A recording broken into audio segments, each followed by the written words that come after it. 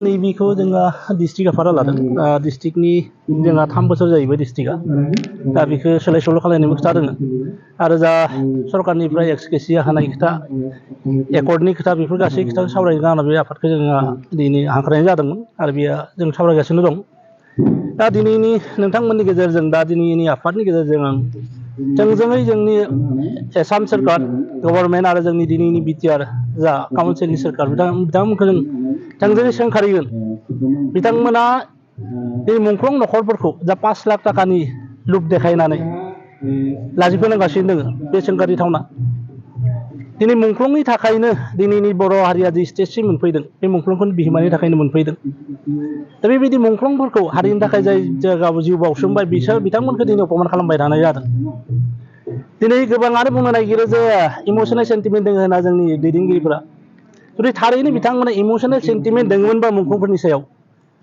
दिनै जा state government आरो दिनैनि बिटिआर सरकारा जाबायदि जोंखौ लाजिफोनांगासिनो दङ बेखौ बिथांमोना सुबिदाखौ होनाय नङामोन दिनै नोंथांमोना मिथिगौ मिडिया जे थांनाय 2017आवनो स्टेट गभर्नमेन्टआ मोनसे खोथा फोसावदोंमोन जे आगोलनि बिएसि बिटिसि एकर्डसिम जायफोरा मुंख्लं बिमुंखौ मोन्दों दा बिथांमोननो 5 लाख रां होगोन लोगोसे आसाम आन्दोलन जायफोर मुंख्लं जादों बिथांमोननो 5 लाख होगोन होनना बुंदोंमोन दा बिनिनो हारसाफोरनो होलांबाय जोंनि बर' मुंख्लंफोरखौ मोखां साइडआव खालायना बेयावबो दोनबाय दा बिनि उनावहा बिटिआर एकर्डआव लिरखानाय थानाय बायदिहै दा जों सानदोंमोन बिटिआर एकर्डनि गेजेरजों जा मोननांगौ जाय दुखुथिया जोंहा नखरफोर दं जाय बिसिया दिनै रावबो गैला दा बिथांमोना 5 लाख मोनोबा जथेस्थ' गोजोनगोन होननानै दा दिनै नुबाय 2.5 बोसोर पार जालांबाय दा बै 2.5 बोसोर पार जालांनाय उनावबो दिनैसिम बिथांमोना होनायनि माबाखौ लायाखै दाख्लै मोनसे खोथाखौ बुंलायबाय स्टेट गभर्नमेन्टआ जे 26 जानुवारि खालि बिथांमोना बुंदोंमोन जे 2000 सासेनो जों होसिगोन 27 जानुवारिनिफ्राय आराम्भ खालामनानै जों होलांगोन दा बेबो मा जादों दा बिथांमोना बुंबाय बेनि लोगोसे जोंनि जा जों माहारियारि आफादनि जा आफादगिरि बिथाङा बुंदोंमोन जे 2000 सासेनो मुंख्लंफोरनो होलांनाय जासिगोन ओंखायनो जोंबो सानदोंमोन जे सानैसोआ मोनग्रोथोंसै मोनसिगोन जों उनफोराव जोंहा होलांबाय थागोन हयथ' मुंख्लंनि लिस्टफोरा क्लियार जायाखै दा दिनै लासै लासै बिथांमोना मा खालामदों बेखौबो खमायनानै सोरबा 400 बुंदों आरोबाव दाख्लै खमायनानै 200 साबानो होनना बुंदों दा बेफोर जानो थगायनाय जायाखै लाजि फोनांनाय जायाखै होयोबाथ' डाइरेक्ट होनांगौ दा बेखौ बिथांमोना माहारियारि आफादनि सासे आफादगिरियाबो दंफायो बिथाङानो बुंनाय दा बिथांमोनाबो एसे बुंना होनांगौमोन मुंख्लंफोरखौ थगायनाय जादों मुंख्लं नखरखौ थगायनाय जादों मुंख्लंफोराथ' हारिनि खारनाव जिउ बावदोंमोन थाखानि खारनाव बावाखैमोन मुंख्लंनि बिनिमयखौ बिथांमोना होनो हाया जायफोरा मुंख्लंनि बिसि बिथांमोना बे सिख्ला बैसोआवनो खाफालनि सिन्दुरखौ दिनै खोमानानै आलाय आथानैहाय जिउ खुंबोनांदों बिथांखौ बिसोरसो मिथिगौ जाय बिमाया गावनि फिसाखौ हारिनि थाखाय बावबाय बे बिमाया दिनै बे आलाय आथानै जानानै दं बिथांमोना नायफैयाखै आरो बे रांखौ मोननायसो बिथांमोनाबो संसिगौमोन बेखौ सानदोंमोन दा बिदि थगायबाय थानाया सोंखारिथावना आरो बे अपराधबो जादों आरो बेनिखायनो डाइरेक्ट जों सोंखारिदों दिनै मोनसे खोथाखौ बिथांमोना बुंदोंमोन जे सोलायनाय सरकार जोंबो आसा खालामदोंमोन सोलायनायाव बायदिसिना जोंहा एसे एनै जा डेभेलपमेन्ट बे सोलायनाय फैगोन बिटिआरनि एकर्डफ्रा जाफुंगोन नाथाय दिनै जिथु सोलायनाय लाबोबाय जिखौनोखि जों मुंख्लंफोरा जायनि जाहोनाव जिउ दान होआखैमोन जेखौ जों मुंख्लं नखरफोरा लुबैयाखैमोन जोंनि रायजो राजा लुबैयाखैमोन बेबायदि सोलायनायखौ दिनै नुनो मोन्दों दिनै सेथि सोलायनाय होनबा जों नुनो मोनो बिएसि बिटिसि एकर्डनि गेजेरजों जिथुनिखि जोंहा पावार मोन्दोंमोन 40टा बिफानखौ सामलायनाय पावार मोन्दों बिथांमोना जाबायदि सामलायदोंमोन बिथांमोननि बे दफाफोरनि बे बिफानफोरनि गेजेरावनो बिथांमोन इएम एमसि लाजियाव नांगौ बिफानफोरखौ बा अनुदानफोरखौ होदोंमोन लामा सामाखौ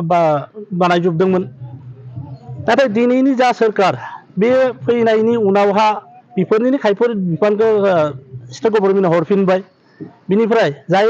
एमसिएल इएमआ बे समाव फान्ड राननो हादोंमोन दिनै 2.5 बोसोराव बिथांमोना मोनसेबो फान्ड राननो हायाखैसै मानो पावारखौनो बिसोर गथायजोबना लाबाय बे सोलायनायखौ जों लुबैजायाखैमोन आरो नैथि सोलायनाय होनना बुंनो हायो दा बै समाव जिथुनिखि बिटिसि एकर्डनि गेजेरजों खायफोर पावारखौ मोनो बिथांमोना बिटिसि सरकारा बे समाव थानाय गोबां लाइमोनफोरनो साकरि होलांदोंमोन दिनैनि सरकारा बे लाइमोनफोरनो साकरि होनायखौ बन्द' खालामना दोनदों दिनैसिम सासेबो होनो हायाखै आरो मोनसे खोथा बिएलटिनि जा एकर्ड जादोंमोन एबसुनि जा एकर्ड जादोंमोन बेफोराव बिएलटि हानजानि जेसेबां दावहारु दंमोन सोद्रोमा दंमोन लिडार दंमोन बयखौबो ज' खालामनानै बिसोर खामानिफोरखौ मावलायदोंमोन बिटिसि एकर्डनि जाफोर दफा बेखौ रायलाय मावदोंमोन आरो जायफोरानोखि बे आफादफोराव दंमोन बिथांमोननि न'खरखौ बिसोर फोसाबनानै होदोंमोन साकरिनि बेबस्था खालामना होदोंमोन बिथांमोननो खिन्थु मुंख्लं न'खराव थालांदों दिनैनि सोरखारा मा खालामदों बिटिआरआ जोंनि एनडिएफबि जायफोर 34 बोसोर मुभमेन्ट खालामना फैबाय बिथांमोनखौ गोदाव सोराव खालामना दोनबाय सोरखौबा जेलावनो गारबोबाय दा जायफोरा नै गोथाङै दं न'खराव दं बिथांमोना आलाय आथानि जानानै दङ कुनु संस्थापन गैया मा खालामगोन मा मागोन जायफोरा दैदेनगिरि बिथांबो बिभाजन खालामनानै दोनदों दा बेफोर सोलायनायखौ जों लुबैजायाखैमोन आरो मोनसे खोथा जों सोलायनायखौ जों बिथांमोना जों नुनो मोनदों जे आगोलनि जाथे सरकारमोन बे सरकारा मोनसे खोथाखौ बुंदोंमोन 40% मावोबा 50% मावनाय खोथा बुंदोंमोन दिनैनि सोरखारखौ जा नुदों बिथांमोनाथ' 5% मावबानो 95% मावनायनि खोथा बुंदों नोंथांमोना नुदों 95% मावबाय होनना बुंदों माखौ मावखो बिथांमोना जुदि 95 जानायमोनबा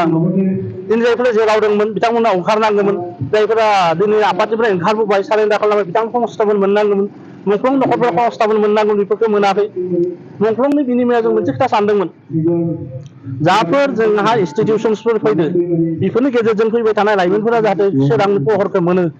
बिथांमोना जायगायावनो थानानै फरायनो हायो दा बेफोरनि गेजेरजों जाहाथे मानब सम्पदा ओंखारलाङो बेफोरखौ नुयोबा जोंहा मोजां मोनगौमोन आरो जों सानदोंमोन जे इन्डास्ट्रिफोरखौ जुदि बानायनो हायोबा जोंहा जिथुनाखि लाइमोनफोरा बाहेरायाव थांनानै जों खस्थ' खालामनांदों गोबां हालाय हाथानि जानो गोनां सोरबा जिउ गोमानो गोनां जादों बिथांमोना जोंनि एरियायावनो खामानिफोरखौ मोनगोन ना बेफोरनि मोनसेखौ जों मावजोबनाय नुवाखै मोनसेबो मावनाय नुवाखै बबेखौ लाना 95% बिसोर जाफुंनायनि खोथाखौ बुंदों दा बेफोर खोथाखौ जों बुंनो गोनां दिनै जों बुङा सानदों मा बुंनो गोनां जाहैदों बिथांमोना दिनै माबाखौ बुंदों जे दाखालि सासे एक्स इएमआर मोनसे खोथा बुंदों बिपिएफनो बियो बे मोनसे खोथा बुंदों जे मोजां खोथा बुंदों जे जायफोरानोखि दिनै सोरखाराव दं बिथांमोना बिपिएफखौ रायबाय थानायनिख्रुइ बिपिएफनिसो बांसिन मोजाङै मावनाय खिथिनांगौ आरो महा मावदो देखायनांगौ दा बेबायदिसो जोंहा उन्नति जागोन दा जायफोरानोखि बिटिसि बे खमायाव बिटिसि सोरखारा मावदोंमोन बेखौ जों नुखादों दिनैनि सोरखारा मा मावखो बेखौबो देखायनांगौ आं मोनसे उदाहरन होनो सुइजारलेण्ड बानायनायनि खोथा बिसोर बुङो आं खैराबारि टाउननि 1 किल'मिटार गोजानाव आंनि गामिया आरो आंनि गामिजों नांजाबनानैनो जोंहा बै कलेज दङ Khairabari college Khairabari high secondary दङ अलंबार गोजौ फरायसालि दङ गेजेर फरायसालि दङ हातिबिल मेडिकेल दङ आरो बे लामाजोंनो जोंनि जिथु गामिजों फैनाय जिथु राजा लामा बेनि गेजेरजोंनो जोंहा इउएन एकाडेमियाव थांनाय बाथौ आश्रमाव थांनाय गासै फरायसुलाफोरा थांलाय फैलाय खालामो बेजोंनो गुवाहाटि मंगलदै थांनाय जेसेबां बास दं बेजोंनो थाङो बे लामाया दिनै ओरैबायदि अबस्था जादों आं नोंथांमोननो होगोन दा साइडआव बिदि थांनो हानाय खुनु माबा परिबेख गैया सब साइड दै जाना दङ मेन लामायानो दै जाना दङ बे 2.5 बोसोराव दा बेबायदियावहाय माबोरैहाय दा गथ' गथाय बेयाव थांलाय फैलाय खालामो दा बिसोर सुइजारलेण्ड बानायनाय खिथादों बियो दिनै हाखर जालांबाय आरो जुदि 2.5 बोसोर थायोबा बे दिनै गारि सालायनाय दैज्लाङाव बेयाव दैखर बायदि जाना थागोन दा बेबायदि अबस्थायाव बिसोर सुइजारलेण्ड बेखौथ' जों लुबैजायाखैमोन ना मावनांगौ रास्ता बदलि मावथो बायदिसिना मावथो बेखौ सोलायजानायखौ लुबैजादोंमोन दिनै जों खावलायगोन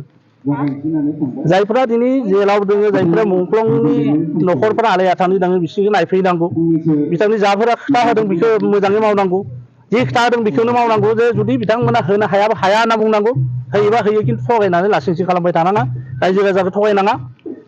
बेखौ खावलायगोन लोगोसे बिथांमोना आरोबाव मोनसे खोथा बुंबावदोंमोन दाख्लैबावैसो प्रमद बर'आ दा जोंनो 207 होगोन होनना बुंदों दा 207 होनायनि उनावबो बिथांमोननि आखायाव 25 कोटि थाखा दङ होनना बुंदों जुदि 25 कोटि दङबा जोंनो मानो होआखै मुंख्लंनि फैसाजों 25 कोटि दङ मारोबा बेखौ मानो रानाखै दाखालि आं दैया मोनसे माबाजों मेसेजजों मोन्दों दाखालि बिसोर जिथिया काउन्सिलनि एसेम्बलि जदोंमोन बेयाव सासे सोंदोंमोननो जे मुंख्लंफोरनि जा